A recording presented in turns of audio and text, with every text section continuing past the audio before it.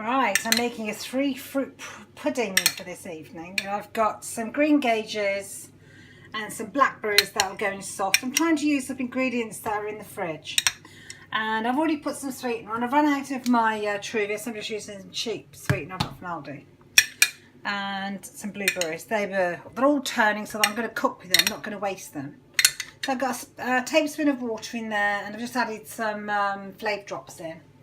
And in my dish here, I've got breadcrumbs. It's 1.5 slices, because that's what I got out of the freezer by mistake, of the small warburtons loaf, the wholemeal one. And I've whizzed up then my food processor the slice and a half of bread with 7 hazelnuts, and 7 hazelnuts is 1 point. Just going to pop into the mix there, sachet of butter buds,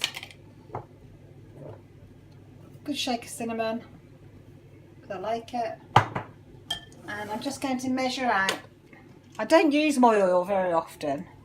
I tend to use a few sprays of fry light, but I'm going to put a teaspoon of oil into the bread.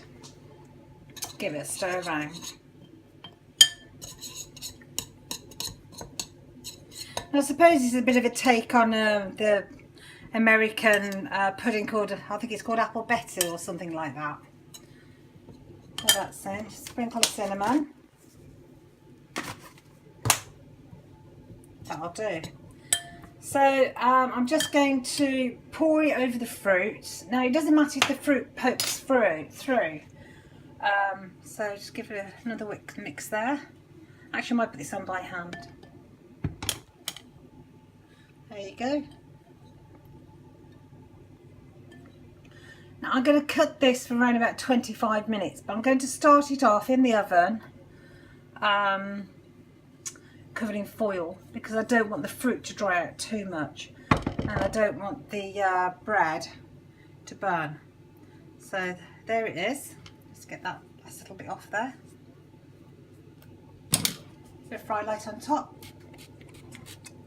Okay, that's it. 1 point for the pudding. The rest are no count ingredients.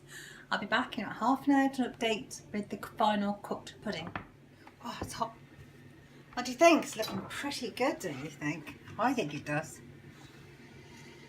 Wow, it smells awesome.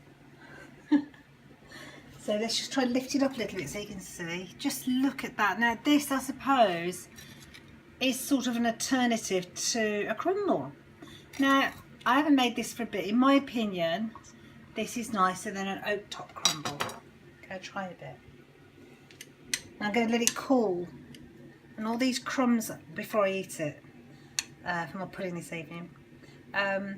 These are crunchy. Can you hear?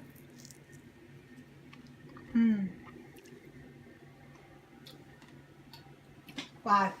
When you bite into it, you know on the top of a buttery battling crumble, you got that lovely crunch on top. Well, with the breadcrumbs, it's not the same, but it's got a similar indulgent feeling and texture and taste. Now, I must remember to make this again and not bother with the oats, because I think genuinely this is the bee's knees.